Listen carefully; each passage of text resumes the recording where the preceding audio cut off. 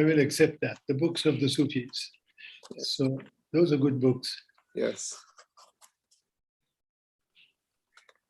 So what do you teach? I teach classes on African religions. My official position is African religious thought and democracy. So I teach classes on Islam in Africa, Yoruba traditional religions, religion and society in Nigeria, Sufism in Africa, a bunch of other African philosophy. I should take your courses. Well, I've been taking your courses virtually and through reading your books for a long time. They've informed a lot of what I've done. And Oludamini, you don't teach poetry? I do teach Arabic and Persian poetry.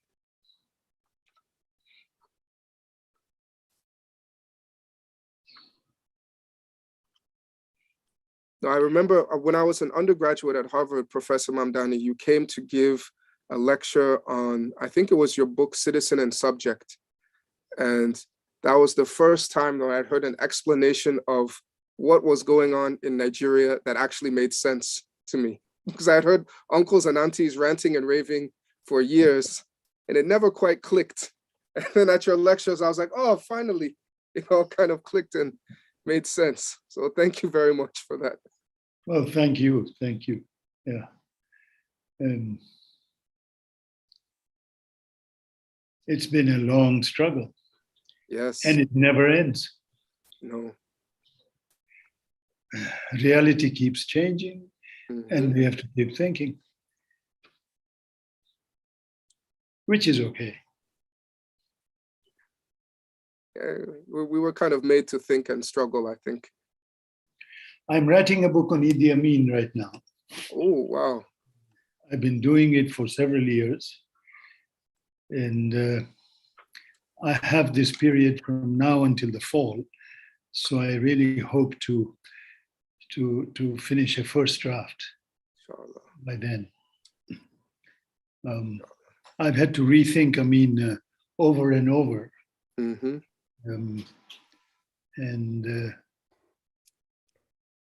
And I continue doing it as I write.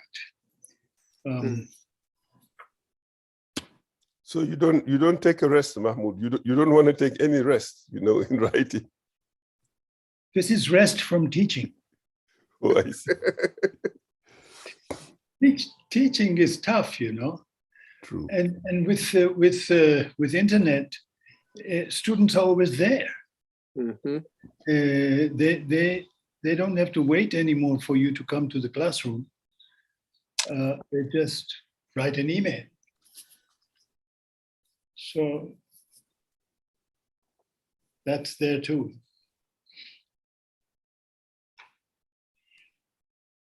How are things in Delhi? Oh, go ahead. Sorry? No, go ahead. I was just asking how things are in Delhi right now. The news keeps coming out worse and worse. Heat waves and anti-Muslim riots. Yeah, heat waves. The heat wave has been subsiding a bit because it began to rain a little bit.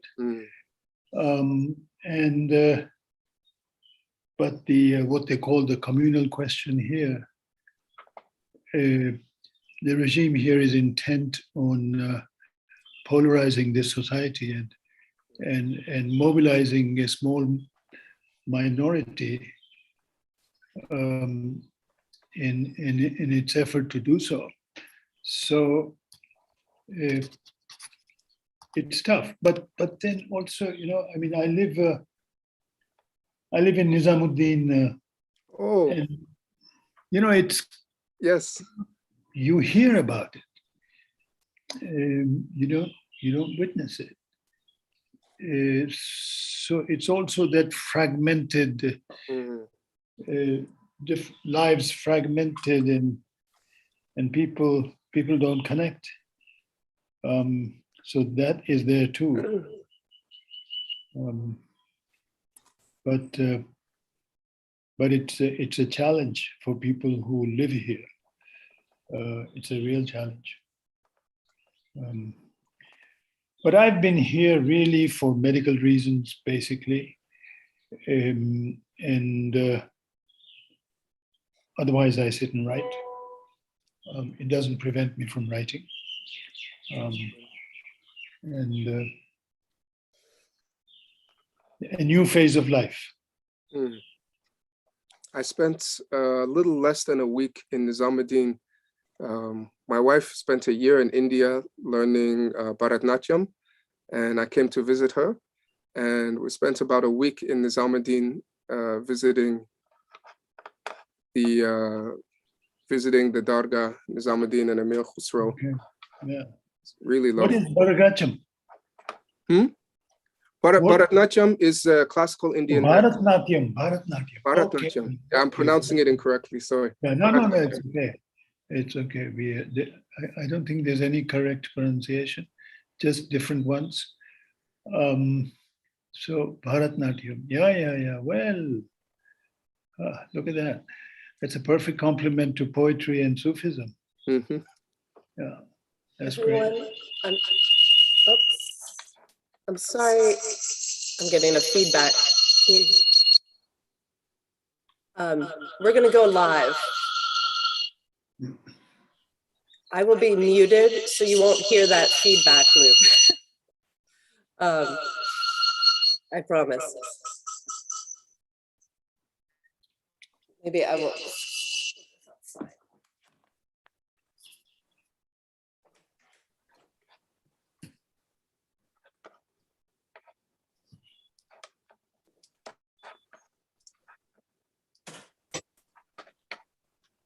Okay, so if everybody could turn off their cameras. If you don't know how, I can do that for you.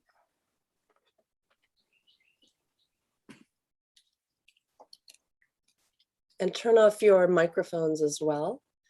I'm going to hold the starting slide for roughly 5 seconds. Oludamini, go ahead and just do a count to 5 yourself, and then you can turn on your camera and your microphone and then commence.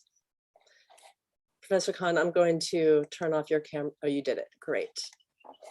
All right. Best of luck, everyone. Looking forward.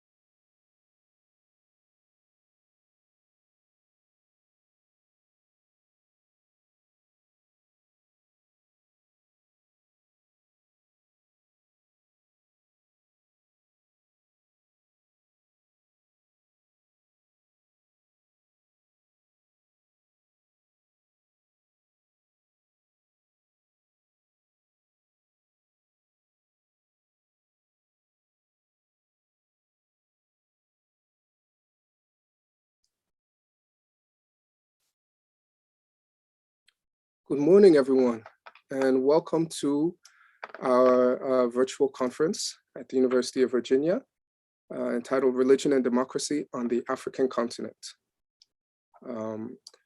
I'd like to thank you for joining our virtual conference. My name is Oludamini Oguneke. I'm an assistant professor of African religious thought and democracy here at the University of Virginia.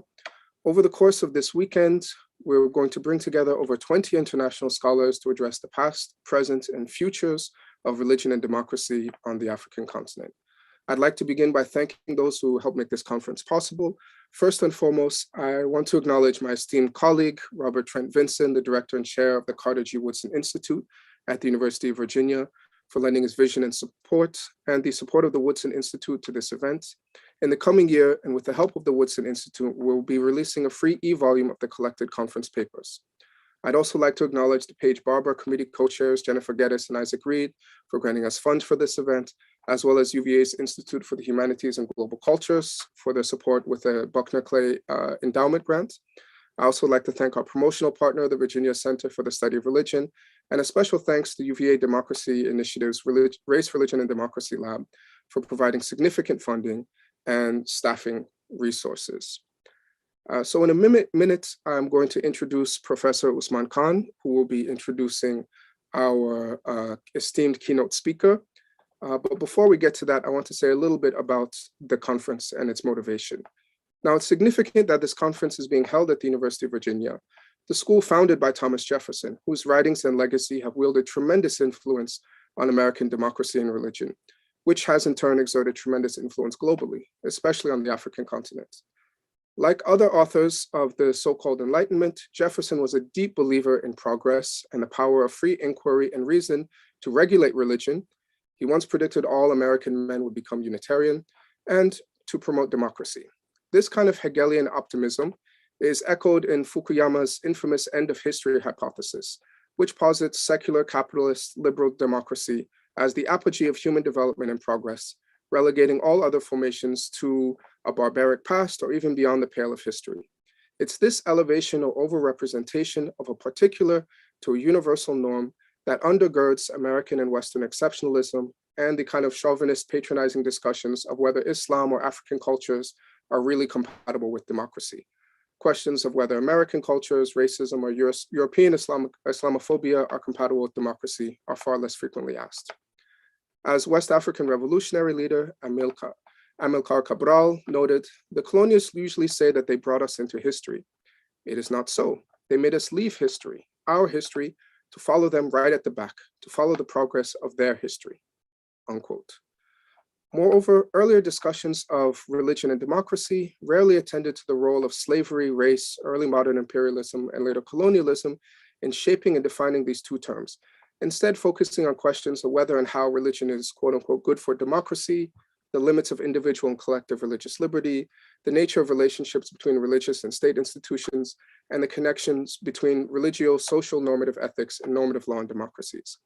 However, more recent studies, such as those of our esteemed keynote speaker, have demonstrated that the modern categories of democracy and religion both took shape through processes in which the continent of Africa and its people often served as constitutive others, foils against which these modern European concepts were defined, justifying in part the exclusion of Africans and African-descended people and their traditions from democratic processes of governance and the legal and academic categories of religion well into the 21st century. All the while, the imperial conquest and exploitation of the African continent and its people was deemed vital to the maintenance of European democracy at home and its spread abroad. Frederick Lugard, the founder and governor general of the colony of Nigeria, wrote in his 1922 classic on colonial administration, The Dual Mandate in British Tropical Africa, quote, "Nothing should appeal so strongly as the empire to democracy, for it, empire, is the greatest engine of democracy the world has ever known. It has infected the whole world with liberty and democracy. There is no doubt that the control of the tropics, so far from being a charge on the British taxpayer, is to him a source of great gain," end quote. Jefferson similarly held westward expansion, as the conquest and extermination of native peoples was euphemistically known, as essential to the vitality of American democracy. Achille Mbembe generalizes this observation. The colonial world, he writes, as an offspring of democracy, was not the antithesis of the democratic order. It has always been its double, or again, its nocturnal face. No democracy exists without its double, without its colony, end quote. This shadow of democracy, the colony, whether internal, the ghetto, the prison, the plantation, the reservation, the refugee camp, the detention center, or external, the protectorate, the dependency, the developing world, the NGO staging ground, or the sweatshop, is the remainder that balances the unequal equations of power in liberal democracies. It's the excess whose exclusion and disposal defines and makes possible inclusion in the sanitized demos of the democracy of nation states. Similarly, scholars such as Dubuisson, Chidester, and Olupona have shown how indigenous African traditions were originally excluded from the modern category of religion, then gradually included as primitive varieties of religion, and later minor or indigenous varieties of religion in the world religions paradigm. So-called indigenous African traditions have also been at the boundaries of the legal category of religion in the Americas, Europe, and the African continent itself. For example, only one of Nigeria's 36 states recognizes quote unquote African traditional religion as an official religion alongside Islam and Christianity. And the Church of Lukumi Babulu Aye versus Hialeah about Santeria practices is a landmark religious freedom case studied by nearly all US law students. As Chidester writes in his Savage Systems, quote, "When a frontier opens, the enemy has no religion. But when a frontier closes and hegemony has been established, the dominated, subjected people are discovered to have a religion that can be inventoried and analyzed. Given these historical and colonial legacies, scholars of Africa and African conditions are uniquely suited to understand not only the underside of democracy, religion, and their interactions and imbrications and processes of racialization and imperialism, but also to develop new or underappreciated theoretical and methodological and practical approaches to understanding the complex relationships between religion and democracy. Because African traditions of governance, politics, and so-called religious practice have long exceeded and or been excluded from the categories of religion and democracy, the continent is not only an important place to think about these issues, but also to think from in order to understand the entangled history of religion and democracy and their possible futures. Few scholars have illustrated this better than our esteemed keynote speaker, Professor Mahmood Mamdani, whose many works provide us with a necessary revision of the history and the nature of the nation state, democracy, identity, and global politics.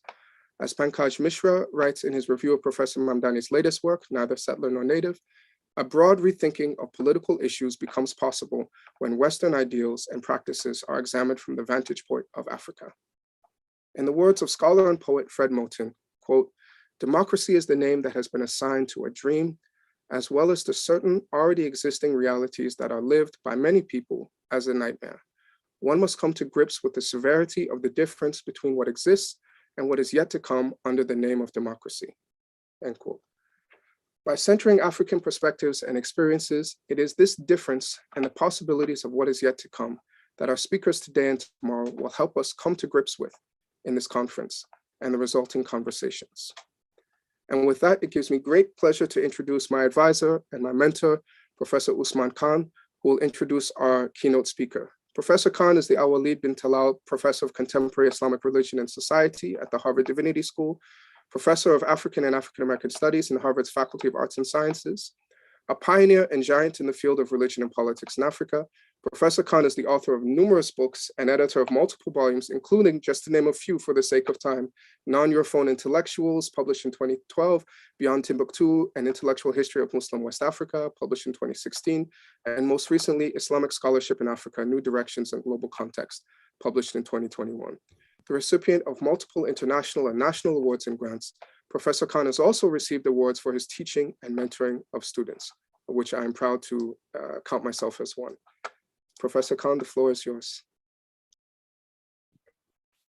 Thank you very much, Oludamini, for this generous introduction and for inviting me to introduce my friend and very esteemed colleague, Professor Mahmood Mamdani, who is the Herbert Lehman Professor of Government at Columbia University. He was also Professor and Executive Director of Makerere Institute of Social Research since 2010 in Kampala, where he established an interdisciplinary program in social studies.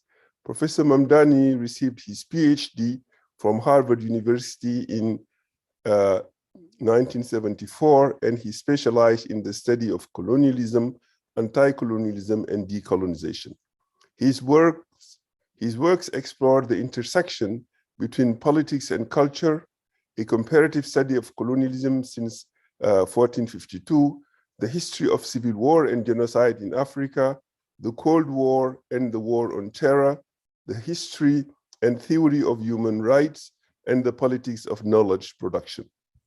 Prior to joining the Columbia faculty, Professor Mamdani was a professor at the University of Dar es Salaam in Tanzania from 1973 to 1979, at Makerere University in Uganda from 1980 to 1993, and the University of Cape Town from 1996 to 1999.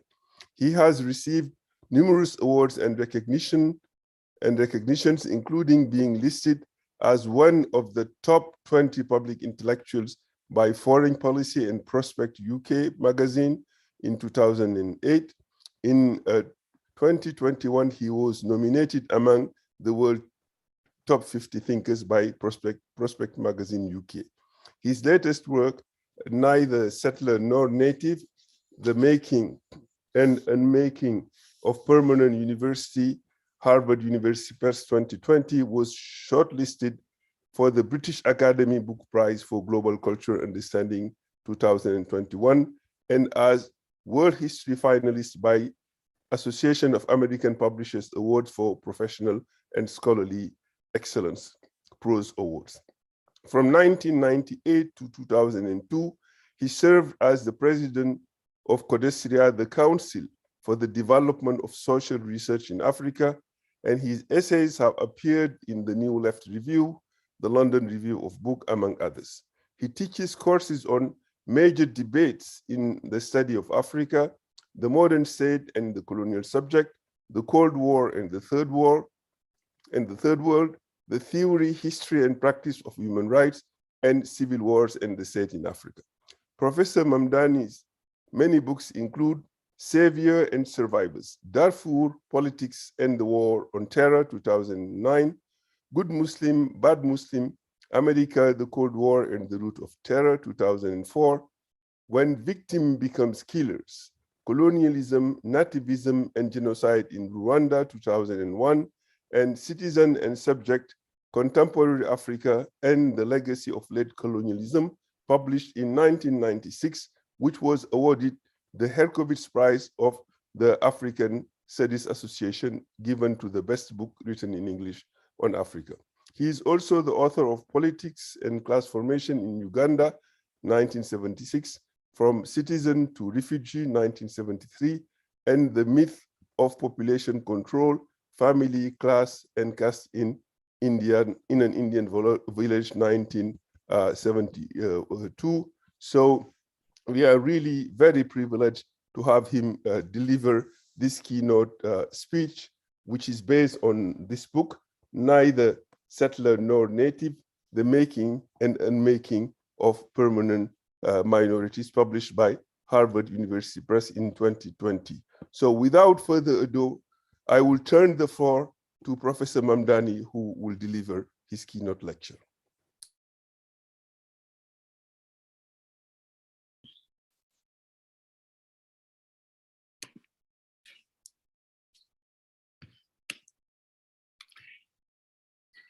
Good morning to those of you in North America, and good evening to those in this part of the world. My warm thanks to Professor Oludamini and Professor Khan for this invitation. I wish it could have been in person, and we would have had many more exchanges after the formality of a session. But one must be content with what is at least as a starting point. I'd like to take a historical look at the question posed by the organizers of this conference, religion and democracy. My interest is in social difference, and I have a particular interest in how social difference is politicized in the context of the nation state, making for the creation of permanent minorities. The organizers have requested that I base my discussion on my new book, Neither Settler Nor Native. Neither Settler Nor Native is about the nation state and post-colonial modernity. The introduction opens with a history of the two phases of the nation state, non-liberal and liberal. The nation state, I argue, was born in Iberia in 1492. Its agenda was summed up by a single slogan: one country, one people, one religion. This project set fire to relations between majority and minorities within the boundaries of the state, setting in motion processes of ethnic cleansing, specifically of Jews and Muslims.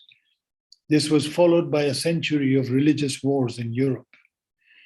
I identify this as the first, the non-liberal phase in the making of the nation state.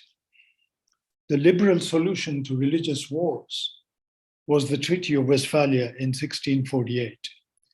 Two key components of the modern state were born at Westphalia: religious toleration at home and the reciprocal guarantee of sovereignty abroad. It is John Locke who theorized the liberal solution in his treatise on tolerance, published in 1689. Catholics can be tolerated if they renounce any political support of the Pope or of any power outside England. This is how Locke formulated the key tenet of the liberal theory of the nation state. The liberal notion of the nation state turned majority and minority into permanent political identities.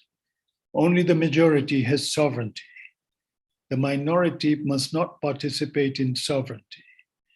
The notion of sovereign majority alongside non-sovereign minorities was the original sin of liberal political theory. In Neither Settler Nor Native, I explore the export of the notion of different kinds of citizens, sovereign and non-sovereign, from the US to South Africa and Nazi Germany, and finally to Israel. At the same time, the book explores the construction of an epistemological project that grounded the political distinction between sovereign and non-sovereign subjects in a legal distinction. Beginning with religious groups, this distinction was extended to a civilizational difference between races and tribes. I explore this development in some detail in the chapter on Sudan. Neither Settler Nor Native is a book about the United States as a founding experience in modern colonialism.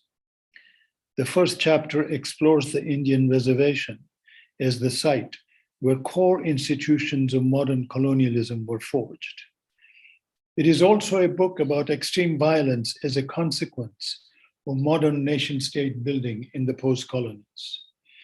Should we think of extreme violence as the consequence of a criminal project executed by individuals, no matter how numerous, along lines of the criminal model popularized by Nuremberg and today upheld by the ICC?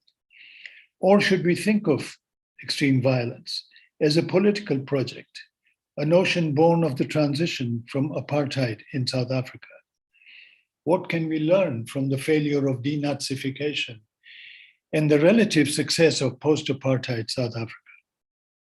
Finally, the book asks, what is transportable in the South African experience? What does South Africa have to teach us? To answer this question, the last chapter takes a fresh look, a look through South African lenses at Israel-Palestine, likely the most intractable political problem in today's world. In this talk, I'd like to comment on 4 issues. First, by taking the US as a case, I will compare the colonial conquest of Indians and the racial domination of Africans to distinguish between colonial conquest and racial domination as 2 different ways of subjugation, each with a radically different consequence. Second, I ask, what is the difference between an immigrant and a settler? Third, I suggest we think of 2 different ways of thinking of political identity, as political and changing, as opposed to natural and unchanging. To historicize identity is to see it as born of a particular form of the state, and therefore as changeable. But to see it as the ground for a natural and permanent claim is to think of identity as a timeless expression of a trans-historical and innate cultural self. Finally, I suggest that we decouple the nation and the state as we seek an alternative to the nation state. I shall begin with American Indians and African Americans.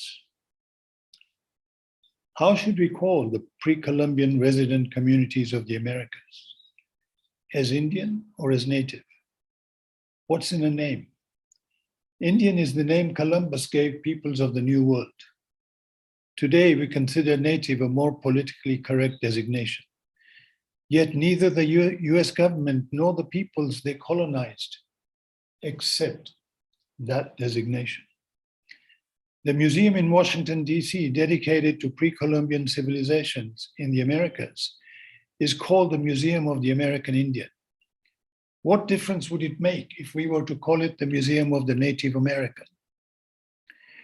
Why is it that the 1964 Civil Rights Act did not apply to Indians in reservations, so that a separate Indian Civil Rights Act had to be passed in 1968? To be sure, the two acts are not the same. The 1964 Act is constitutionally binding, whereas the 1968 Indian Act is not. It is only advisory.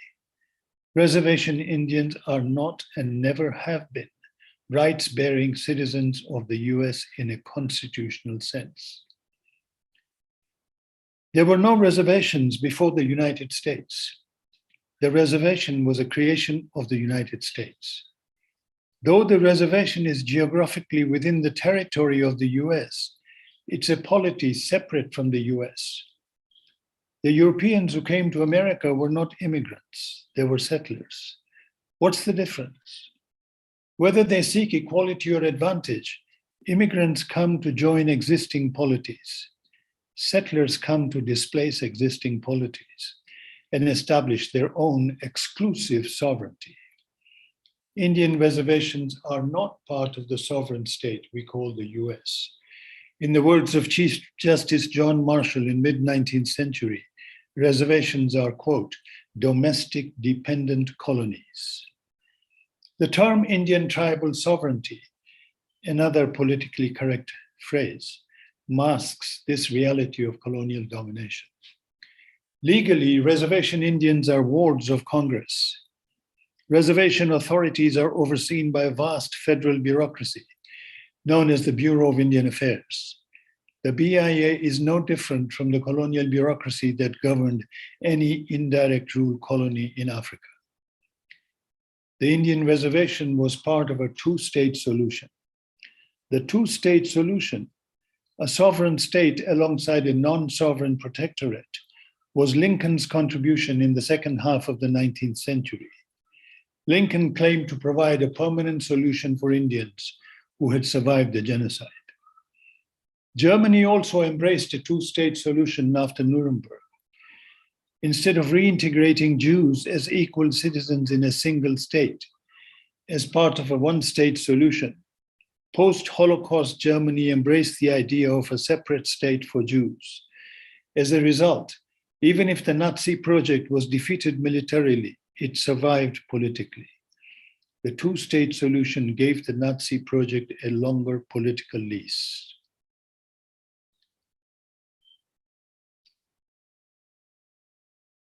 Excuse me. The latest version of the two-state solution is in Israel-Palestine. In contrast to South Africa, where the population was subordinated, majority of the population in Israel was expelled outside its boundaries, as it had been in the US when Indians were herded into reservations. America also originated the notion of differentiated citizenship, with only some participating in sovereignty. Until 1921, Indians were nationals but not citizens. After that, Indians had first to be purged as members of Indian polities before they could be naturalized as US citizens. Colonized Indians and African slaves represent two different colonial solutions. Both were turned into minorities, one inside the state, the other outside it. One was sustained by colonial conquest, the other by racial domination. The consequences have been radically different. Racial and colonial domination are not the same, even if racial discrimination is common to both. Reservation Indians have a different relationship to the US from that of African Americans. Colonization refers to conquest of territory. The American Indian symbolized land which had been stolen. The African slaves embodied captive and coerced labor. The one-state solution provided a political frame for the development of the struggle against Jim Crow and racial domination. Even if it proceeded by fits and starts, even receding at times, the one-state framework both underlined the necessity of developing alliances and made it possible. The two-state solution explains both the continued isolation of the reservation Indian through colonization and their ongoing fragmentation as a people. The radical difference in the political effect of each solution is clear from the American case. The one-state solution has provided a political context for alliance building in a general emancipatory struggle. In contrast, a two-state solution has imposed isolation on an oppressed group by imposing on it a separate political home, a protectorate, and compounded that isolation with ongoing fragmentation in multiple reservations. I conclude that the one-state solution is politically preferable to a two-state solution. The American model was exported to a number of places, among these South Africa, Germany, and Israel. South African settlers attained state independence in 1910. A delegation visited North America, USA, and Canada 2 years later to study how Indians were governed. 3 key elements of governance were imported to South Africa: homeland, traditional authority, and customary law. The starting fiction was that every tribe has from time immemorial lived in a territorially contained homeland. The fiction of a homeland in reality masked a program to expel each tribe from the bulk of its historical lands. Second, every homeland was said to have been administered by a traditional authority, also said to be from time immemorial. Eternally sanctioned by custom, this authority was said to be customary, not elected. Third, this traditional authority claimed the right to enforce a, quote, customary law on the homeland. Custom, too, was said to have been there from time immemorial. This time, though, settlers insisted that custom be excised of all practices or notions that settlers considered repugnant to civilization. I will return to discussing the lessons of the anti-apartheid struggle in South Africa after a discussion of Germany and Israel. South Africa was not the only one that learned from the US. So did Nazi Germany and Hitler. Hitler drew 2 lessons from the US. The first was that genocide is doable and therefore thinkable. The second was that it is possible to create a second and a third-class citizenship, as of African Americans, Indian citizens after 1921, later Puerto Ricans in the US. Hitler appointed a committee of lawyers to study American citizenship laws. This background preparation led to the drafting of Nuremberg laws. The learning process has been documented by James Q. Whitman of Yale University in his book, Hitler's American Model. I argue that post-war denazification failed because the Allies shut their eyes to the political project that inspired and propelled Nazism. Nazism was a striving for a purified nation state, one that would go beyond distinguishing the national majority from national minorities, to purifying the nation by expunging all minorities. After the Second World War, there was an American debate on Nazism. Was Germany liberated or occupied? Was Nazism a state project or a social project? Who should be held responsible for Nazism? The nation or the state? Nazi leaders or the German people? The American consensus was that the responsibility for Nazism lay with the German people. At Nuremberg and after, millions were considered criminally culpable, though each one individually. Yet Nazism was never probed as a political project. A similar debate unfolded inside Germany, particularly among German left intellectuals, the most prominent being Franz Neumann and Herbert Marcuse. Neumann wrote Behemoth, a book that dissected National Socialism. His answer: Nazism was neither just a state project, nor just a project of German society. Nazism was rather a nation-state project, a project of both the Nazi state and the folk, the nation, to eradicate the presence of national minorities, Jews, Roma, and others, from state territory. From this point of view, Nazism was above all a political project. Denazification would thus require an alliance of all anti-Nazi forces, external and internal, the allies in those sections of German society that had resisted Nazism. But the Americans were unwilling to do so. Only the Soviets were willing in the East, but only temporarily, and not after the Berlin Uprising. I argued that Nuremberg failed to root out Nazism politically. To understand why, I distinguished the criminal model, which understands violence as the result of antisocial acts of individual perpetrators, from the political model, which sees extreme violence as the result of group mobilization around a collective nation-state project. Rather than individualize the violence as a standalone act, I point to cycles of violence sustained by groups mobilized as so many constituencies. Rather than catalog atrocities so as to name, shame, and punish individual perpetrators, I seek to identify the issues around which constituencies were mobilized. More importantly, rather than exclude perpetrators from the political process, I seek to include them along with all those who survived: victims, perpetrators, beneficiaries, bystanders.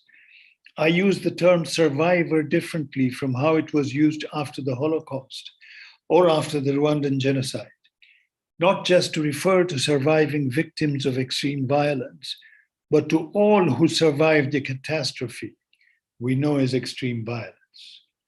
The point is to try and stop the cycle of violence by shifting attention from perpetrators to the issues that drove the violence. Let me return to the nation-state project and its development from a non-liberal to a liberal project. As I've already suggested, political liberalism unfolded as part of a counterinsurgency project, not only in Europe after Westphalia, but also in the colonies.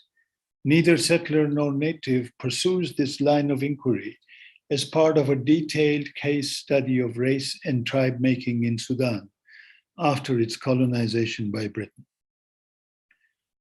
The late 19th century Mafia in the Sudan was one of three events that shook the foundations of the British Empire between mid and end 19th century.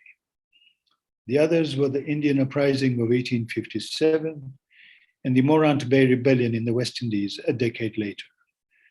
The subsequent imperial reform was led by Henry Maine, a member of the Viceroy's Legal Commission in India, who argued that the Indian Uprising was the result of a, quote, epistemic defect.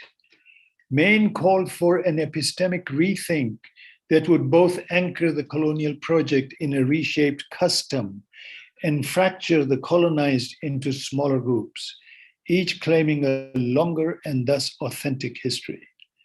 I examined this project in the context of Britain's reformed governance as it unfolded in two steps following the imperial defeat of the Mahdiya.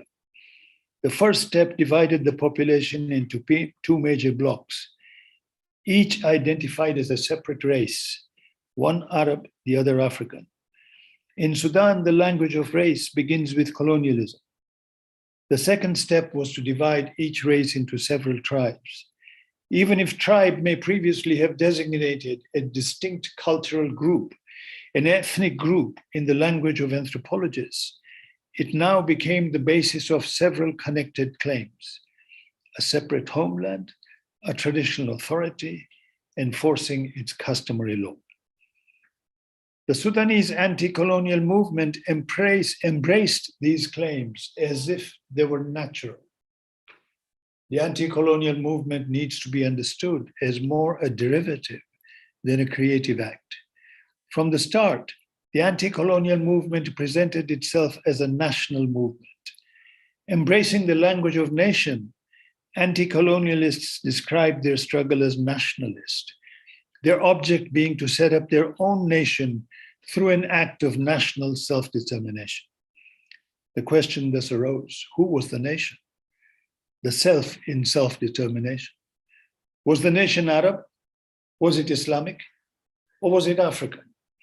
These three definitions of the nation sum up the three phases in the national movement that followed state independence in 1954. The person who claimed closest to breaking through the nationalist mythology was John Garang, who argued that Sudan was both Arab and African, that Arabic was a language and Africa a place. You could thus be both African and Arab. He called for a new Sudan, a state that would acknowledge Arabs and Africans as among its citizens. Garang's political project seemed to die with Garang when he was murdered. Those who replaced him in the SPLA called for the division of Sudan into two homelands, one for Arabs, the other for Africans, backed up by a coalition of Western states, led by the Troika, the US, Britain, and Norway. The project gave birth to an independent South Sudan, which in no time disintegrated as different tribal militias fought over the spoils, which included cabinet positions, ministries, even districts, each claiming the right to its own tribal homeland in a South Sudan that should rightfully be a federation of tribes. In less than 2 years, the tribal coalition fell apart and a tribal war followed in 2013. Faced with this unanticipated catastrophe in the short aftermath of a much celebrated independence, the African Union set up an independent 5-person commission of inquiry. The commission produced 2 reports. The majority report reproduced the logic of Nuremberg and cozied up to the ICC. It denounced the violence as criminal and demanded that individuals be held responsible for it. As always with the discourse of criminal justice, the assumption was that the state cannot commit a crime, only individuals in the state can. I authored the minority report and suggested we think of the violence as political, and thus look for a solution by calling for the reform of the state based on a project other than that of creating a nation state. I come to Israel and the US.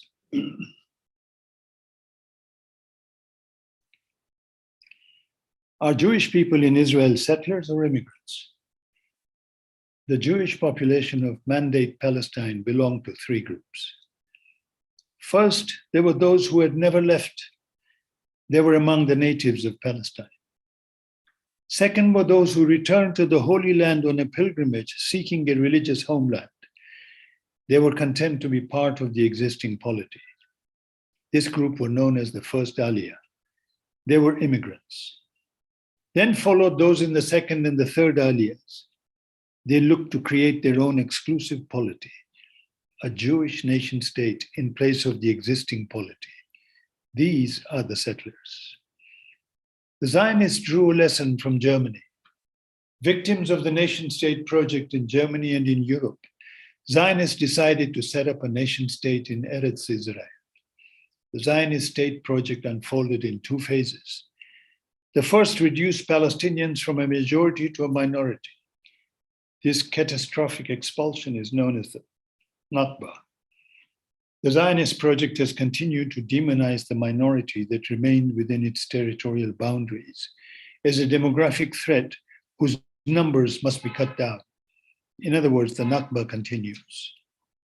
Palestinians inside Israel do not participate in sovereignty. They have rights, even political rights, including the right to vote, but they do not participate in power. This vision has become clearer as the state project has been redefined, from Israel as a Jewish and democratic state to Israel as a Jewish state. In this context, Palestinians face 2 options: a one-state solution where they would face racial exclusion, including political marginalization, but within the same state. In contrast, the 2-state solution would create a protectorate and lead to indirect colonialism under Zionist rule. Neither settler nor native argues that a one-state solution will provide a better framework for building alliances for a durable resistance. Second, I argue that resistance is not enough. One also needs the vision of a different future. I propose that we look at the South African transition from apartheid for a glimpse of a third alternative. A different vision emerged in South Africa in the 1970s. Before the 1970s, anti-apartheid politics was largely derivative, as in Sudan. By uncritically embracing the architecture of apartheid, the resistance reproduced it. Each racial group organized separately, as defined by apartheid power.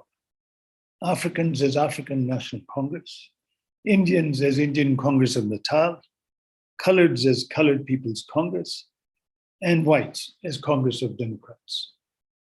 Apartheid's ideological hold was not broken until the 1970s.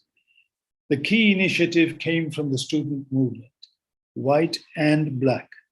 The starting point was after black students under Biko left the liberal white student organization, formed their own separate body, and went on to organize township dwellers, starting with Soweto.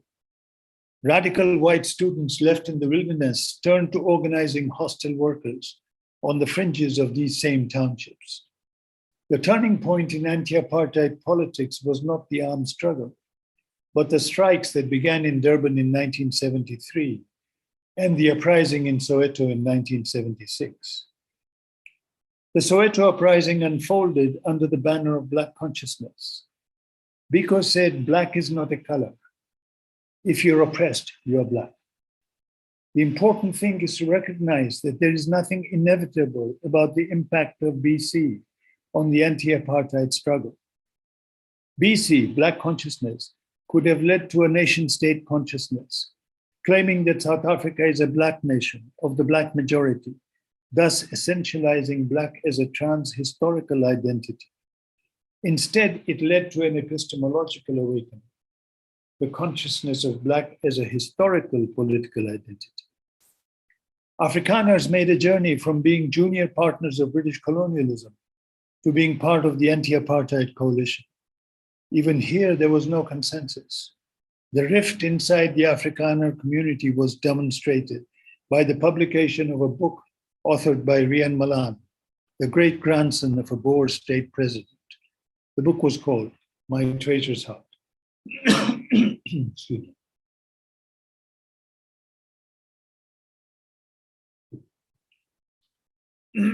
Malan was a crime reporter for the Johannesburg Star. His beat covered Black townships. Each chapter of his book focused on a specific type of what was then called Black on Black violence. One chapter was devoted to the hammerman, a big Black man who wielded a heavy hammer to smash the skull of his victims, all equally Black, all poor people who would yield small pittances. Malan's subtext was not difficult to decipher. If they can do this to their own, what will they do to us if given half a chance? The South African moment was born in the 70s and 80s. This birth was marked by a threefold shift in vision. From opposition to apartheid, they looked for an alternative to apartheid. Rather than being content with turning the world upside down, they dared to think of a different world. From a state of the majority, the national majority, the Black majority, the resistance began looking to create a state of all the people. From opposition to whites, the resistance went on to oppose white power. I suggest we think of 1994 as marking the birth of a new political community. The alternative would have been to rupture the existing community into two separate ones, as in Sudan. One for victims, the other for perpetrators. One for Blacks, the other for whites, requiring a partition of South Africa as of Sudan. Let us not forget that in 1994, Afrikaners were divided about the future, with a minority asking for a homeland where Afrikaners would have their own state. The anti-apartheid movement chose a different future, a common future for survivors of apartheid, who they often described as a rainbow. Not just victims who survived, but all who survived, whether victims, perpetrators, beneficiaries, or bystanders. The principal critique of 1994 is that there was no social justice. This critique both states a truism and misses the significance of the political rebirth. That was 1994. I argue that we should see the rebirth as the beginning of political decolonization. The turning point was the reformulation of the central demand from Black majority rule to non-racial rule. Rather than deny the existence of race as a phenotypical difference, they refused to endow racial difference with a political significance, with an enduring political significance. The first step to decolonizing the political was deracialization. The next step would be detribalization. Rather than deny the cultural significance of tribe as an ethnic group, detribalization would decouple the link forged under colonialism between culture and territory, ethnicity and homeland. To do so would reverse the process whereby colonialism and apartheid politicized culture through the creation of homelands, where a homeland authority would enforce a customary law.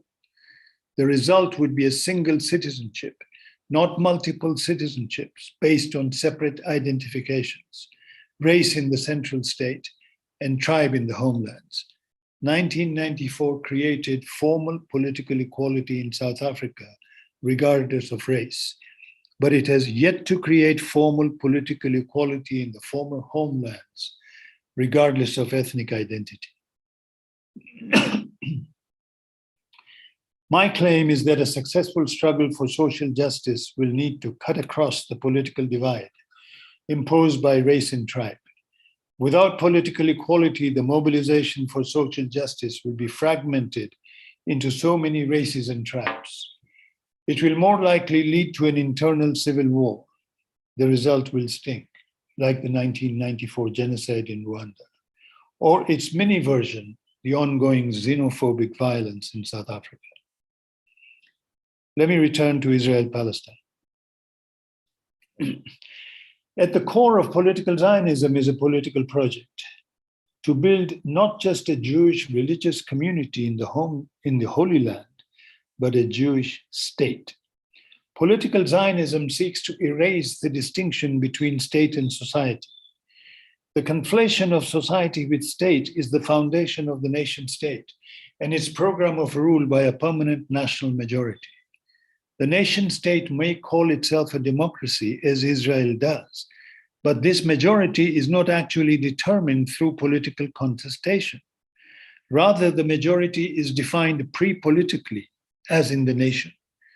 The most the majority can hope for is a democracy for the majority, but not for all. But even majoritarian democracy remains a difficult project in Israel because the state defines who can be a member of that majority. In other words, who is officially recognized as a Jew. If Israel is to be a state for Jews only, it must answer the question of who is a Jew. Its answer cannot avoid flattening the diversity of world Jewry into the Jewry sanctioned by the state. At the legal level, this question has bedeviled Israeli authorities since the law of return was passed in 1950. Is a Jew defined by religion or by ethnicity, or both? The state of Israel now has two legal definitions of who is a Jew. The narrow definition provided by halakha law, religious law, which Israel enforces in the sphere of personal affairs, and the broad definition in the amended law of return. At the political and social level, Judaization eliminates unacceptable forms of Jewishness. The acceptable form is associated with Ashkenazim, European Jews who trace their lineage to Yiddish-speaking parts of Europe. Ashkenazim were the founders of the state, who claimed to be civilizers committed to bring other Jews into line with the national ideals. In particular, Ashkenazim have sought to civilize Mizrahim. The Mizrahim are Arab Jews. They present a special challenge to Zionism. For Zionism presumes that Arab and Jewish identity are both incompatible and indelibly hostile towards one another. Otherwise, there would be no need of a Jewish state in historic Palestine. Ashkenazi Israel has demanded of the Mizrahim that they denounce their Arab culture and embrace only their religion, Judaism. After several decades, the Mizrahim have paid back by standing behind a stark religious Zionism that has two targets, the Palestinians, but also the Ashkenazi. In the Zionist worldview, Palestinians are Canaanites who never left home. They are squatters, not natives. The Zionist demand is that after the Holocaust, the settler, the squatter, must make room for the returning native and get out of the way. The development of a Palestinian consciousness straddling these three groups has been an outcome of a protracted process whose focus and center of gravity have shifted radically over time. From exile to home and from an all or nothing demand for Israel's disintegration to a demand for involvement in the Israeli political process. Organizationally, this has involved a threefold transition. At first, displaced Palestinians looked to Arab frontline states to be their protectors and liberators. After these Arab states were defeated in 1967, Palestinians turned to the nascent and exile-led PLO, an armed resistance movement. In 1982, Israel went to war in Lebanon, the brainchild of Ariel Sharon, then the defense minister. This was a total war against Palestinians. The IDF deployed well over 120,000 troops for over 10 weeks. It was the country's largest mobilization since the 1973 war, according to Rashid Khalidi, the leading Palestinian historian. Outgunned and overwhelmed, the PLO withdrew to Tunis. Even if the PLO was defeated, Sharon's strategic objective remained unrealized. Instead, the war intended to suppress Palestinian nationalism only stoked it further. With the exiled armed resistance smashed, the moment was ripe for political mobilization at home. The first Intifada in the late 1980s crystallized the internalization of Palestinian leadership, and with it, a definitive rejection of the failed armed resistance championed by the external leadership with a mainly refugee base. The second Intifada, beginning in 2000, brought together Palestinians in Israel and the occupied territories under a single movement. Both intifadas responded to the failings of the official Palestinian liberation movement.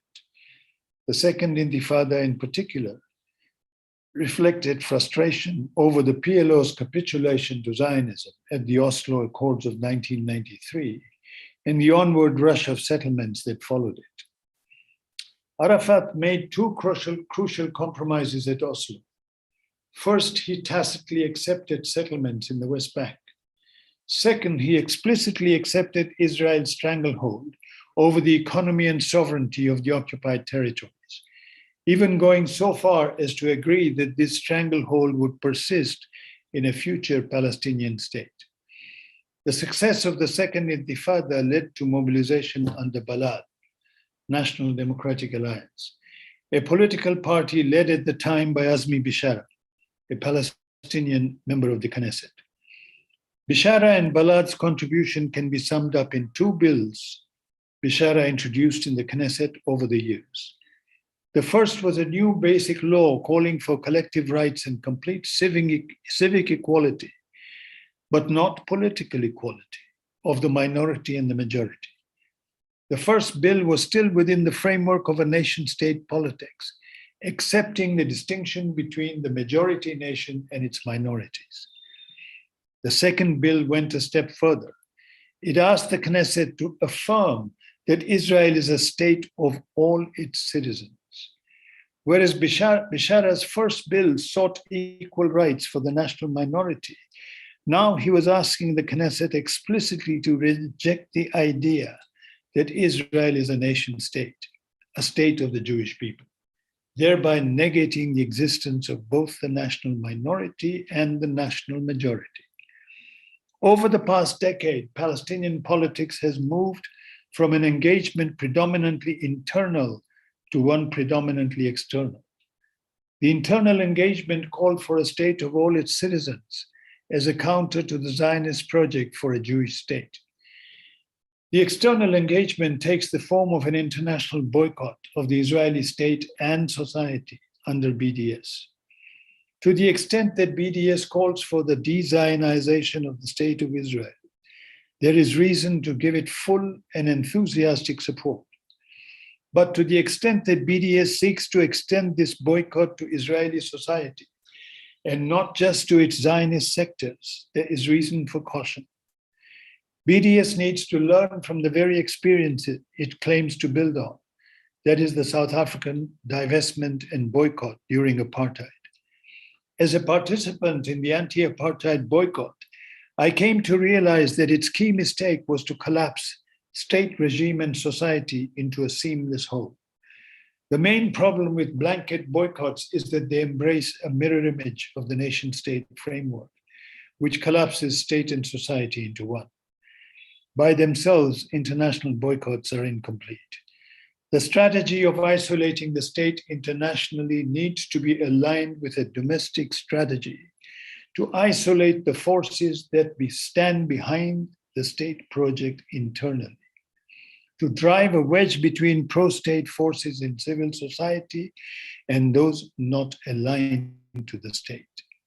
For Palestinians and Israelis, both those anti-Zionist and non-Zionist, the South African struggle offers two lessons. In Israel, as in South Africa, this means overcoming two categories of divisions. The first is the division among victims of the nation state. In South Africa, the population was divided among township dwellers and Bantustan residents, a barrier overcome by a coalition of students and workers. The victimized population was also divided racially and tribally. The racial barrier was overcome by the Black consciousness movement, while the tribal barrier remains.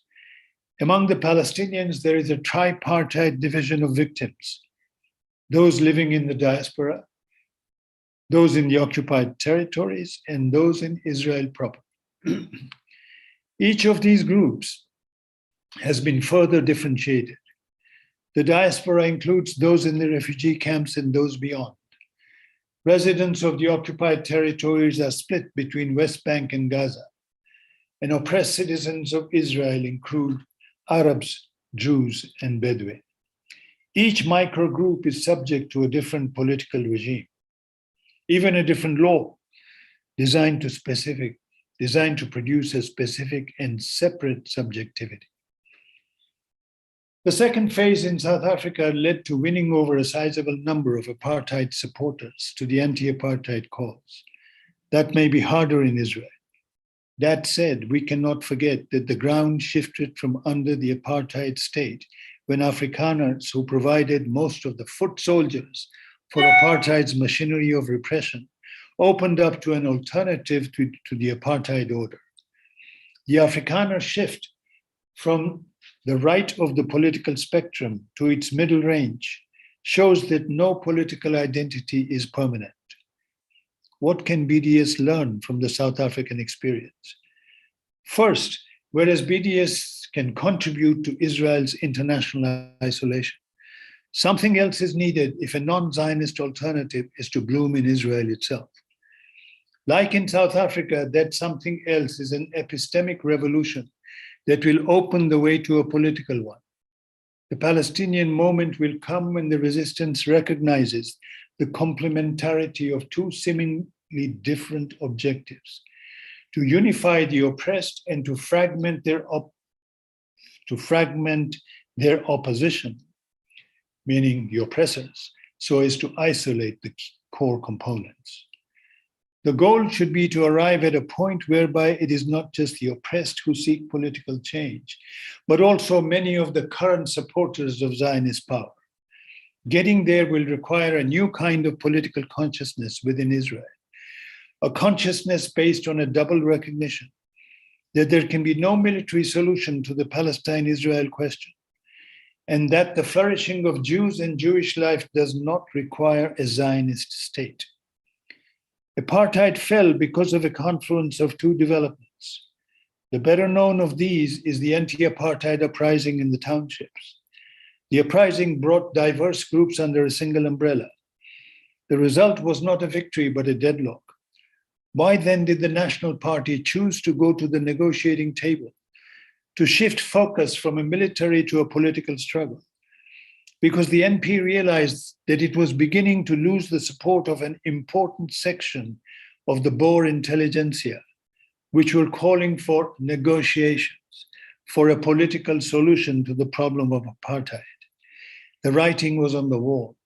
More and more of this intelligentsia were convinced that whites did not need to monopolize political power to have a home in South Africa. It is this lesson that needs to be driven home to Israelis, as many as possible, that Jews do not need to have a Jewish state to have a secure home in Israel, Palestine. Indeed, Jews are more secure in New York City than they are in Israel. The lesson for the BDS is that they need to build on the gains made by Balad. To do so would be to provide a political home to anti-Zionists and even non-Zionist Jews in Israel. Thank you.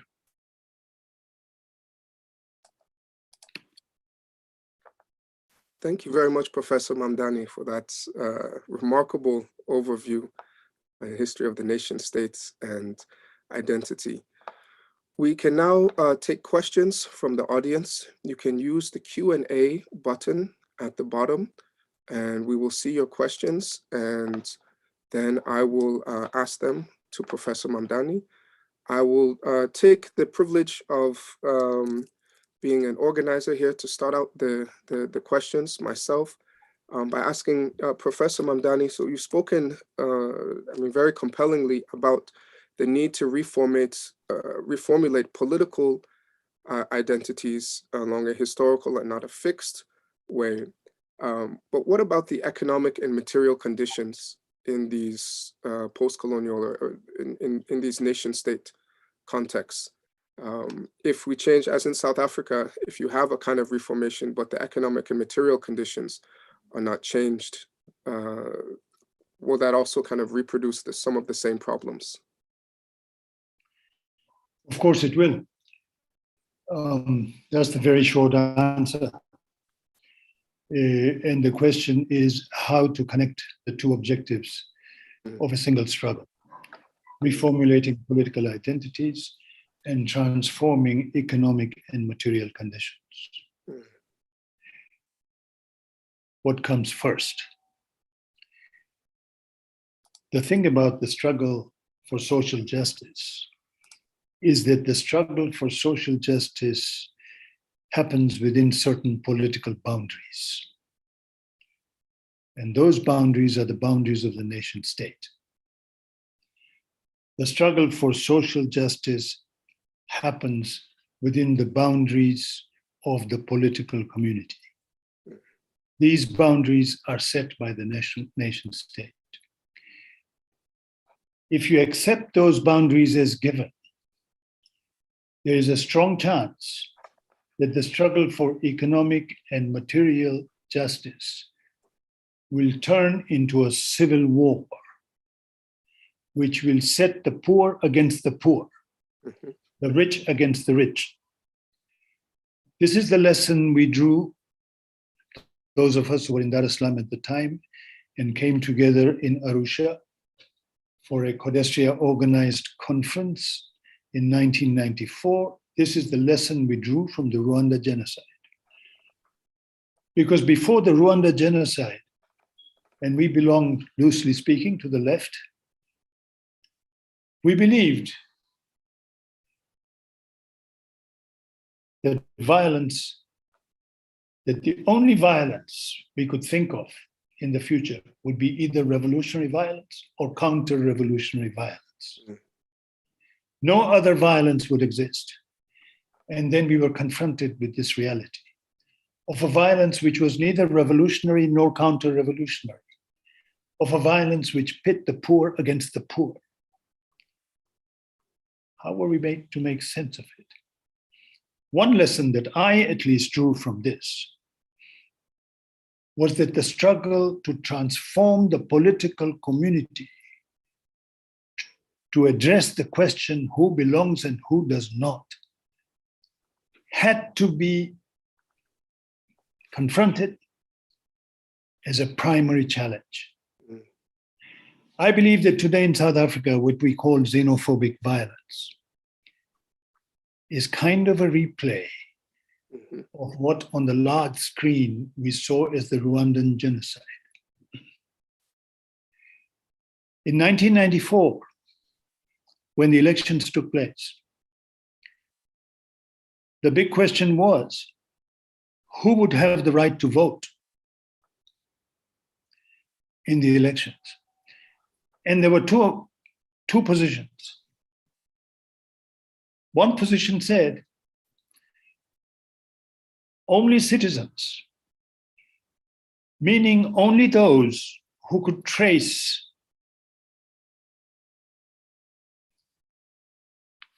descent in South Africa. Migrants would be excluded. The other position turned to ANC's 1955 Freedom Charter and quoted that memorable sentence, South Africa belongs to all those who live in it, not to its citizens, to all those who live in it, to its residents. The resident position won out because migrant labor had been at the center of trade union organizing from the 1970s, from the time FOSATU was created to the time COSATU was created in the 80s.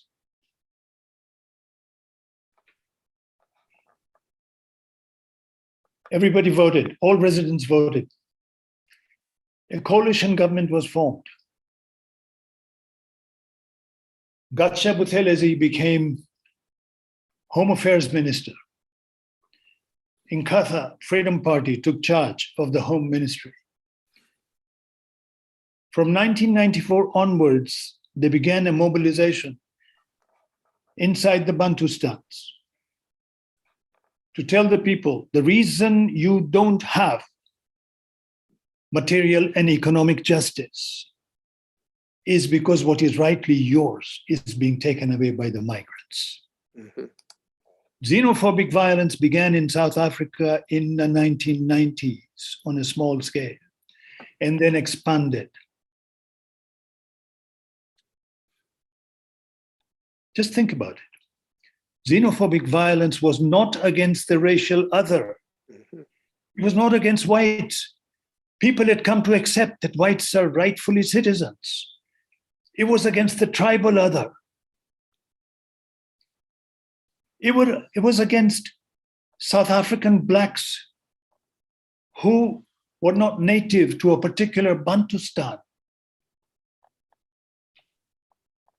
So the lesson is very clear.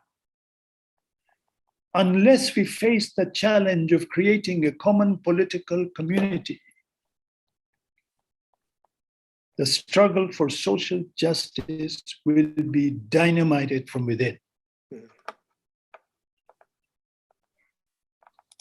Thank you very much. We had a number of questions coming in from the audience. I'd like to invite you to please continue to type your questions in. We have a question from Laura Meek, who says, thank you for this brilliant talk. Your ideas resound here in Hong Kong in light of recent political developments. Do you have any thoughts on how your argument speaks to contemporary struggles within China, such as among the Uyghurs or Hong Kongers, for example? Look, I appreciate that a talk can trigger questions about issues and realities which were not part of the exploration which led to my book. I have private thoughts on China, but they're not the result of a study. And so I cannot give you anything more than just fragmentary responses. Okay. China is not a special case.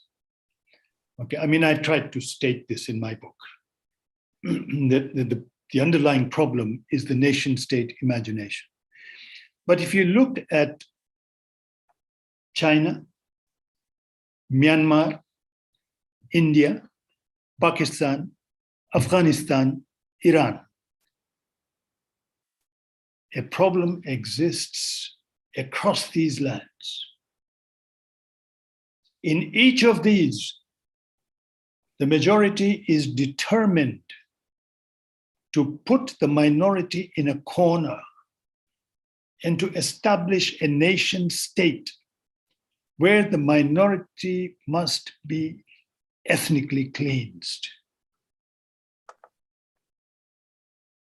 Look at what's happening in India. Look at what happened with the Rohingya in Burma. Look at what's happening to the Shia and the Ahmadiyya in Pakistan. Look at what's happening to the Shia in Afghanistan, and look at what's happening to the non-Shia in Iran. It's a shared problem.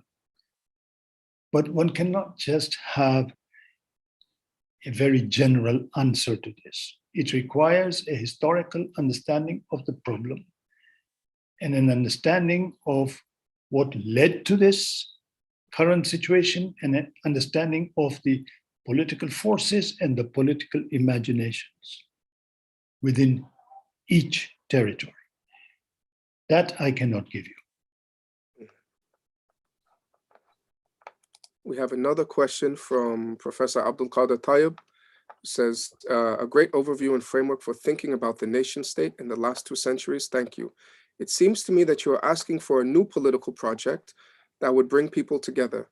What would be the glue or vision of this political project that does not reproduce the nation state that you have unmasked? What would be the role of the economy in this vision? The economy seems to be the undoing of the South Africa vision. You know, I'm surprised. Every talk I've given in South Africa, I've had this question, which is, the question begins by saying, fine, the political imagination. But what about the economy? What about social justice? I think this is an epistemological problem we will have to get over. Building a Chinese wall between the political and the social.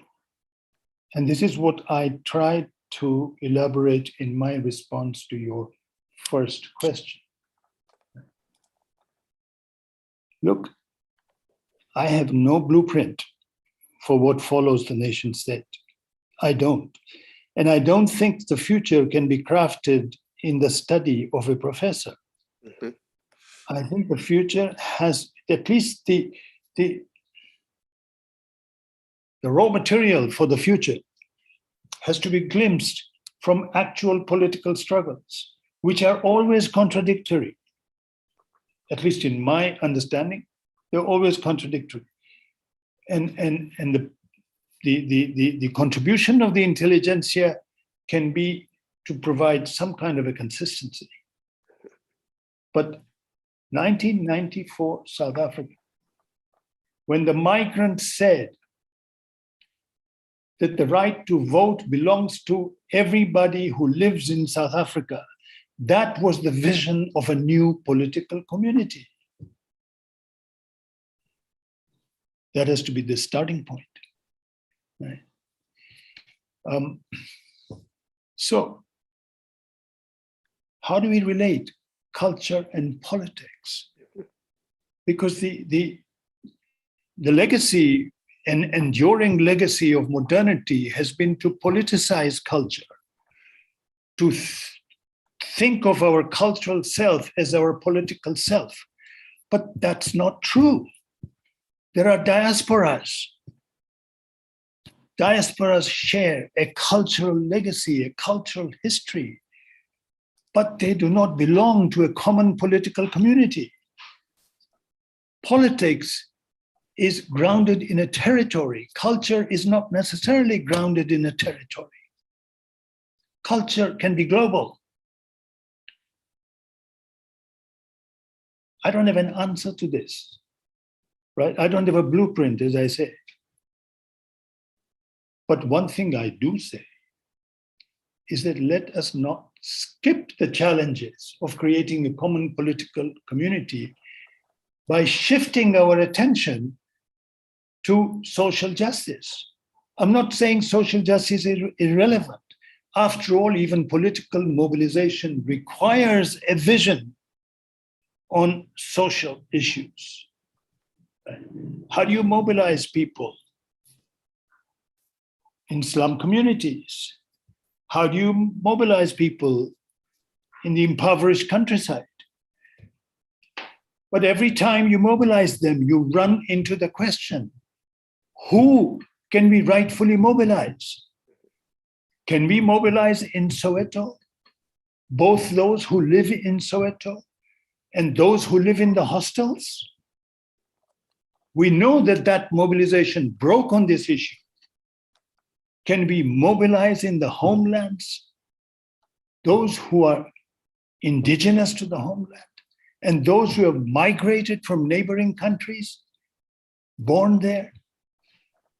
The demand for equality in the homelands has broken on this descent.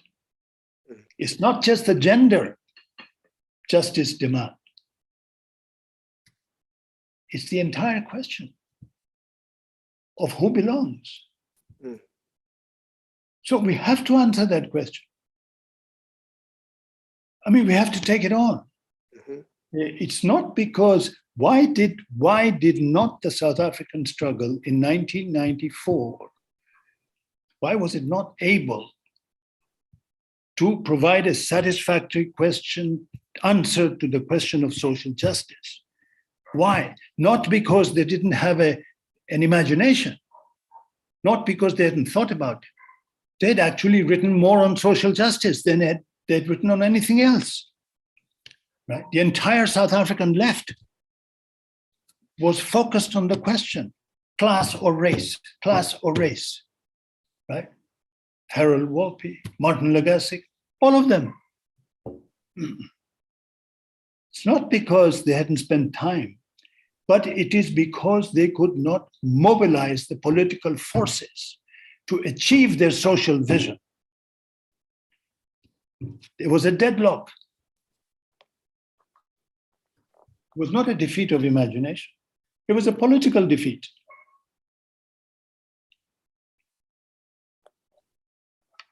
This brings us to another question. And some of the things you're saying remind me that we have a presentation tomorrow by philosopher Olufemi Taiwo, who's written about, in some similar ways, about the co-option of identity politics by dominant liberal forces. There's this great new book out called Elite Capture. So there's a question from the audience now that's somewhat in this lines. It says, thank you so much for this wonderful talk. Is your call for a de-racialized politics in line with critics of race-conscious policy and political activism, such as Paul Gilroy? Any thoughts on multiculturalism, affirmative action, critical race theory, etc. in the US? Oh my God. People, please recognize my limits. I'm really, I mean, this is a question for all of us. I don't think I can pontificate on it. I mean, I've thought about affirmative action, and I've thought about not in a yes or no sense. Is it good? Is it not good? But in terms of what are the limits of affirmative action? What is the objective? When do we, I mean, I said this when I wrote about Rwanda, because after all, the genocide was preceded by a regime of affirmative action in Rwanda, right, under Habyarimana. And the genocide was an attempt to kind of bring that affirmative action project to a finale, turn the world upside down, but no vision of a new world. Because look, affirmative action, what in India is called reservations, right? Affirmative action is basically a social justice program. It's basically a program which says the last shall be first, which is great. What are its limits? It needs to create, it needs to think through, needs a vision of a political community which will transcend the boundaries which otherwise will be entrenched through affirmative action. That's my provisional view. Okay. And it's a challenge. It has to be thought through. I mean, I cannot cheapen what is a rich debate by pretending to give a two-sentence answer to it. I really don't have it. Right? But I'm not trying to skip the question. I'm just trying to tell you some of the things I've been thinking about without daring to put it in writing. So we have another question here about the case of Nigeria. Abdullahi Shehu writes, thank you, Prof, for this overview of the nation state. What do you think is the underlying cause of these issues with the nation state in countries like Nigeria? For example, the clamor for the Igbo nation, the recent demonization of Fulani herdsmen, and this kind of nascent Yoruba nationalism. How can you apply this analysis to the Nigerian state?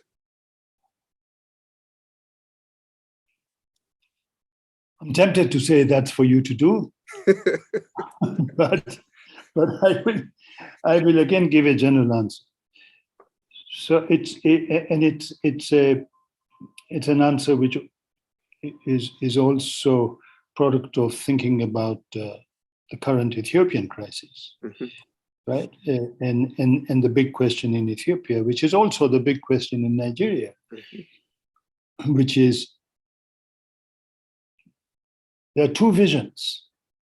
There's the vision of the centralized nation state, and there is the vision of an independent tribal state. I say tribe as opposed to ethnic group, and I want to make this clear what I mean by tribe is that colonialism created tribe. It didn't exist. Yes. Ethnic groups existed. So what did colonialism do? It gave ethnic group, it grounded it in a territory. Okay. It grounded it in a territory. It displaced its vision from a cultural vision to a vision, a political vision of creating its own sovereignty. Okay. A nation state. So the debates are, well, the Igbos are a nation. Why are they a tribe? There are more Igbos than there are Swedes, more Igbos than there are Norwegians, more Igbos than there are Finns. Why do we, of course, it's racism to say Igbos are a tribe, Finns are a nation, etc. I wrote that in my PhD thesis, Politics and Class Formation in Uganda. But the thing is that this debate, I don't think is going to get us anywhere, because the debate does not provide us an alternative. It just redefines the nation from Nigerian to Igbo. Right? My own thinking is we need to rethink the very basis of the federation, because we have thought the federation in ethnic tribal terms. We have not thought the federation in territorial terms. If we thought the federation in territorial terms, then we would think that the state comprising what we call Igbo land today, in which there are minorities. There is no part of the world where there are no minorities, right? And what we need is a political vision where cultural minorities will not automatically become political minorities. And that requires a political vision of the federation. I'll give you an example to make this, to ground it in history. I'll give you an example from American history, the Civil War. Before the Civil War, you had a confederation. The Civil War created gave rise to a federation. Before the Civil War, there was no American citizenship in a meaningful sense. You were a citizen of one of the states. You were a citizen of Georgia, you were a citizen of California, you were a citizen of New York, different places. So when those amendments were passed to the Constitution after the Civil War, they created a single American citizenship, whereby you could be born in Georgia and you could migrate to California and you would have the same rights as somebody born in California the very day after you arrive. It created a territorial federation. Nigeria, in this sense, is a confederation. The constitution created after the Civil War sets up the foundations of this confederation.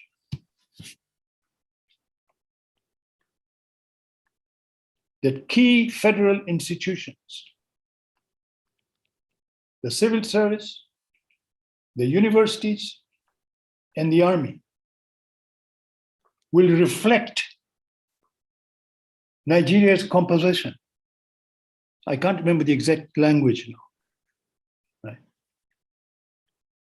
Meaning that each state in the federation will have a quota in the army, in the civil service, in the universities. Who has the right to compete for that quota? Only those indigenous to that state. You can be a Nigerian born of a parents, grandparents, great-grandparents, all born within this territory called Nigeria. But if you had moved from one state to another, you will be disqualified. That's not a territorial federation. The real citizenship is the citizenship of these micro groups. Same thing in Ethiopia. Same thing. What the EPRDF created 30, 40 years ago is a colonial model. Look at it, look at federations outside the colonial world. This model doesn't exist. They are territorial federations. So we have a political problem. The problem is not that Igbos cannot live with, Hausas cannot live with, I don't know, Yorubas. No, the problem is that they've been set up. They have been set up by what is called a constitution. So, again, you'll forgive me for my broad generalizations, but it seems everybody is intent that I should answer a question about where they are from. So, we have another general question here that it somewhat leads off of this. So dealing with the decoupling of culture from territory and kind of citizenship. There's questioner Francesca Deklich asks about nomadic populations.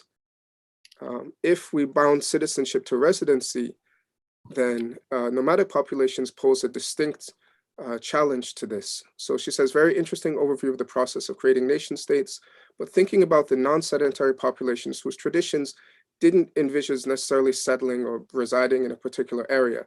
They might have their own ways to deal with being a stranger in the area. They're always on the move. What about the nowadays processes of forcing frontiers and hampering movements, moving livelihoods? How do you understand this issue? Will new modalities of being able to move have to arise? We see this in Nigeria in particular with the crisis of the Fulani herdsmen and in other areas on the continent and beyond too. The nation state has always had a problem with nomadic peoples. Great question. And it points to a real real challenge. Look, we have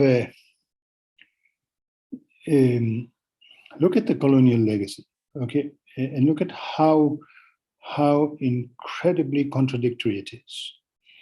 If you contrast two aspects of that legacy, the economic and the political, the social economic and the political. So in terms of the political economy, Africa was transformed into a continent of migrant labor. Mm-hmm. People were forced to move to plantations, to mines, wherever capital required labor.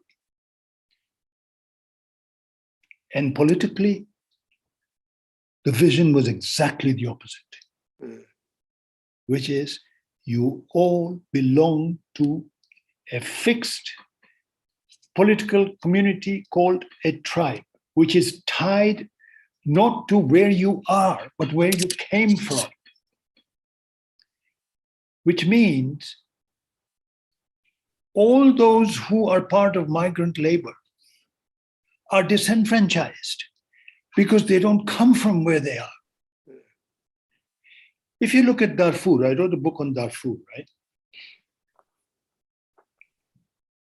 It was a civil war, at the heart of which were peasants and nomads. The northern nomads, the Sahara came crashing down 100 kilometers in 40 years, pushing the nomads as the fringes of the desert got drier and drier. They came to the mountains in the south, Jabal Mara. And there were two different notions of who has the right to be in the mountains. The fourth said, this is our homeland, this is our tribal homeland. Those from the north, the camel herders from the north, hey, we are Sudanese, this is Sudan.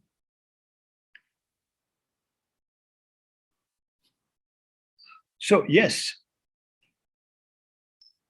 this is the battle the nation state has not yet won. To force the nomads into the mold of the nation state. I want to say one more thing. I think it's very important. I would suggest for those interested in this issue to do more research on anti-colonial movements, because we assume that anti-colonialism is necessarily nationalism. What was the political imagination of anti-colonial movements? Is it true that they just had a single imagination, or were there diverse imaginations? Did everybody think in terms of setting up a nation state? Certainly Garang did not, although he was verging on some kind of version of it, but he was trying to move away from it as much as possible. But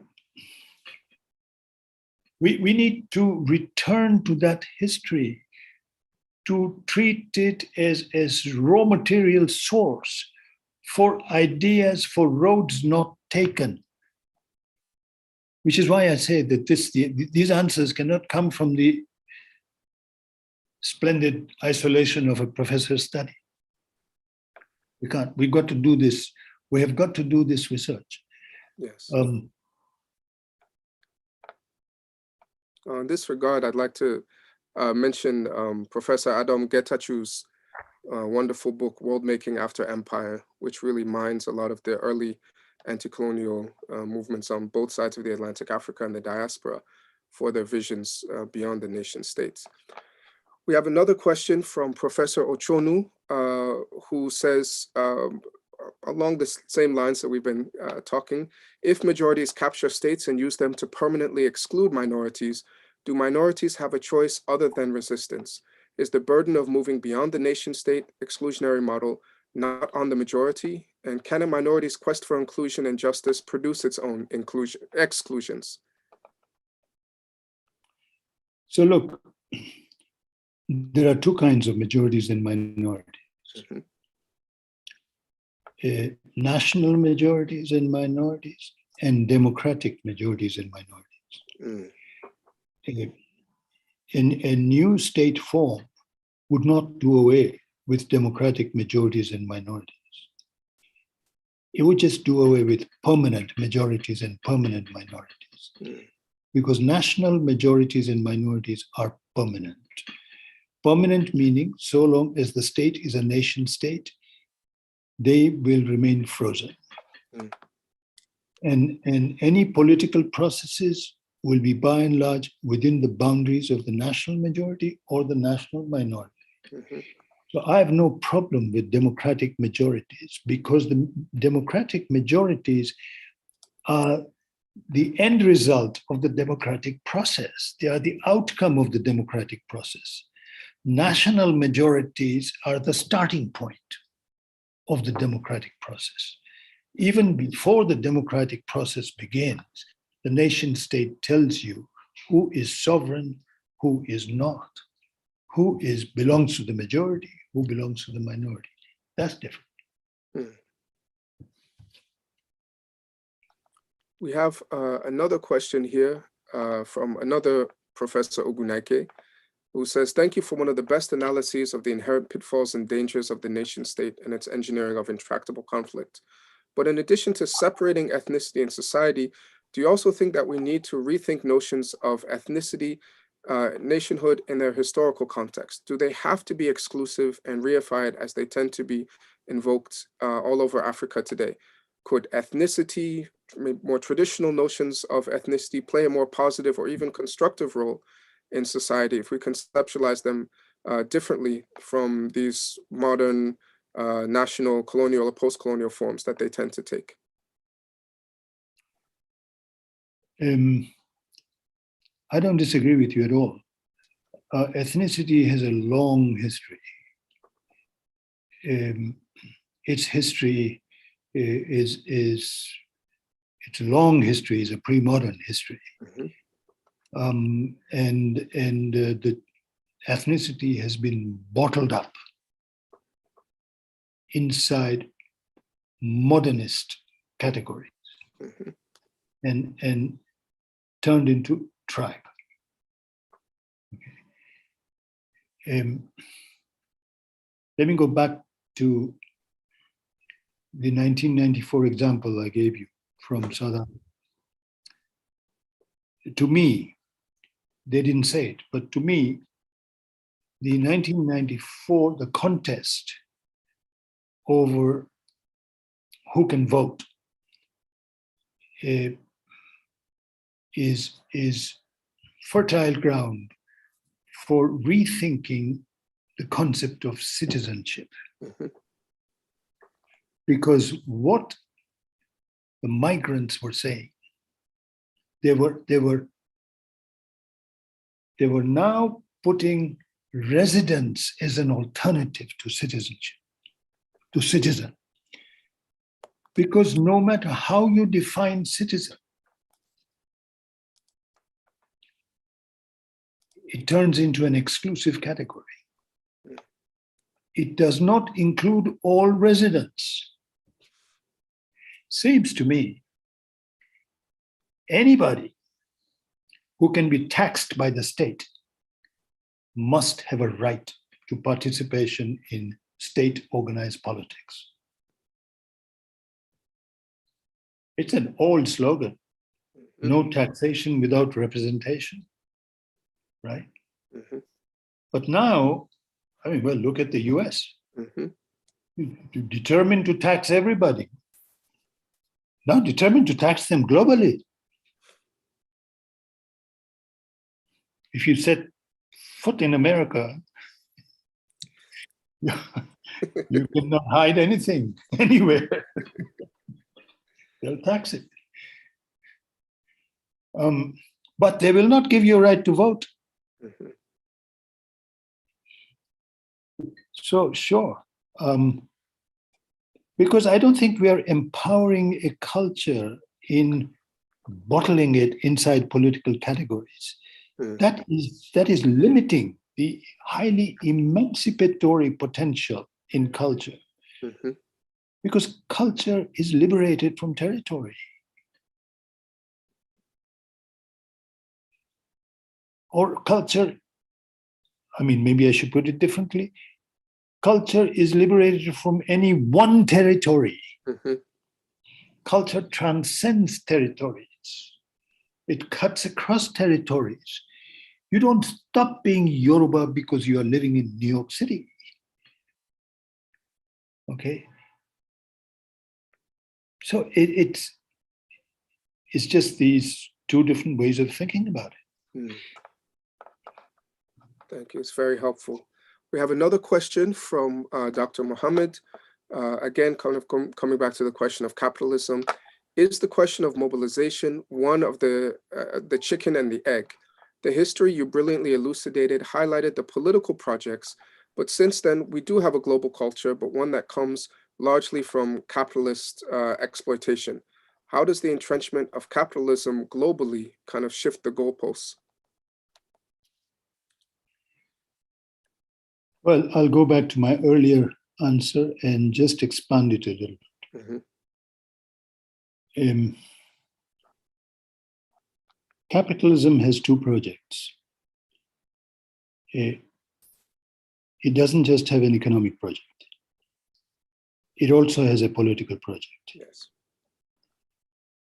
Its economic project is called globalization. It observes no limits to the movement of capital. People demand that there should be no limits to the movement of labor, but that is not part of capitalism's project. It will not observe unconditional freedom of movement for labor. It will only observe movement given the requirements, the changing requirements of capital. So that's the economic project. Move things globally, uproot people, okay? Create landless peasants, jobless workers. Mm-hmm. But then it has a political project. Its political project is designed to disenfranchise those who it forcibly moves, because the political vision it claims, your political vision cannot change. It is your inheritance. It is your cultural inheritance. The basis of your political rights is indigeneity, is descent. That is not an empowerment project. It sells it as an empowerment project, but that is in reality a disempowerment project, a disenfranchising project. Whether you have moved or not, if you have moved to where you were not born, or your parents were not born, or your grandparents were not born, it is clearly a disenfranchising project. But even if you have not moved, but others have moved to where you are, for you to now translate this exclusively into a project based on indigeneity is to set yourself up for a civil war between two groups within the same territory, indigenous and non-indigenous. So, what I'm saying, let's not forget the political. Right? The political capitalism seeks to contain the struggle against capitalism within very clear political boundaries, which it has defined and which we have not yet questioned in a serious way. Mm-hmm. Thank you very much. So we have one last question here about the role of religion in this. So you wrote in another one of your works that colonial powers were the first political fundamentalists of the modern period. And then the reactions to this have kind of mirrored them as well. The resistance movements were shaped by the powers against which they rebelled. Could you speak about the role of religion, decoupling it from political fundamentalism, and what role religion plays or does not play in this view of the state without a nation?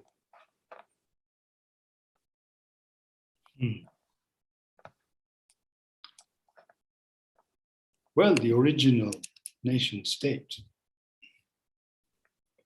Iberia, the nation is understood as a religious nation. Mm-hmm. The 100 Years' War is a war between Protestants and Catholics in different parts of Europe, and the John Locke and Westphalia are an attempt to find a way to coexist between majorities and minorities by making a clear distinction between power and rights. We can all have rights, but only those of us who are Protestant or those of us who belong to the nation, however the nation keeps on being redefined, can have sovereignty. This human rights discourse never addresses the question of sovereignty. It never addresses the question of the standing of groups, individual human rights. It never addresses the question of the state, because the state, by definition, cannot commit a crime, because crime is transgression of the law, and the law is the will of the state. Individual agents within the state can commit crime, but not the state. Think of Nazism, think of South Africa, think of apartheid. Most violence was enabled by the state. The TRC never asked that question. When the question kept on arising,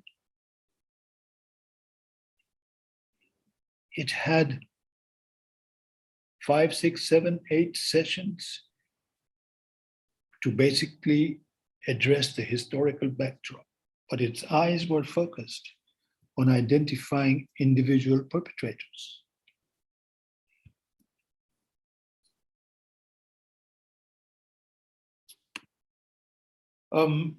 That sentence, I think I wrote it in Good Muslim, Bad Muslim.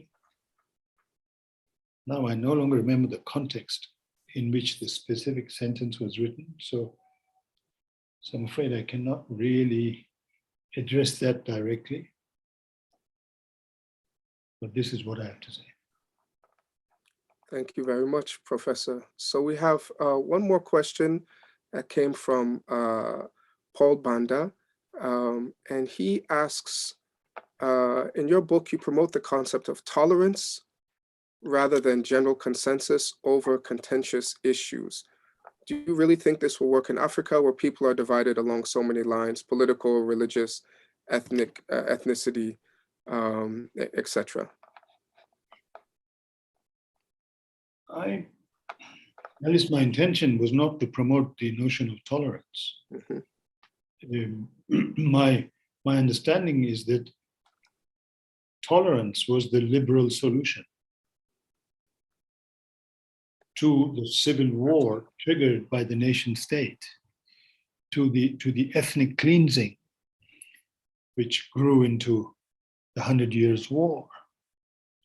And tolerance was a last-ditch attempt to save the nation state by limiting the regime of tolerance to rights and not addressing the question of sovereignty. Now, of course, well, I mean, the language we use, but I think I understand what you mean, that in Africa, people are divided. I don't think you mean divided, because division is kind of it happens and then it can unhappen. It's a historical development. But I think you mean that when it comes to difference, okay, Africa is not a land where diversity was smashed historically through the use of violence, state violence. Okay, that's been happening, but only over the last few decades. Right? Europe is a land where diversity was smashed over hundreds of years. Read the book, Making Frenchmen Out of Peasants, or Making Peasants into Frenchmen. You get a very clear sense of this homogenization of a population, flattening of diversity, so that then you can tolerate everybody because everybody excludes everybody. I mean, look at the problems the French are having with Muslims, with Arabs, with Africans. Look at the problems they're having. Look at how this tolerance has vanished because they're suddenly discovering that, hey, some tolerance has limits. We will not tolerate that which is different. So your question can be restated. And its starting point can be that Africa is a continent of diversities. It's a continent where differences have not been eliminated. Look, I mean, I'm speaking from India right now, okay, and I'm not an Indian, but I mean, I see every day, just walking the street, this is an amazingly diverse place, amazingly diverse. You go to the south of India, people look African. You go to the east of India, they look from East Asia. You go to the north of India, they look like they're from Europe. You know, it's an amazingly diverse, all kinds of religions, everything. The current state in India has politicized or is seeking to politicize a single identity, religion. A single identity. It's a political project, right? It doesn't mean, I think we have to question the claim that difference necessarily translates into conflict. Mm-hmm. It doesn't.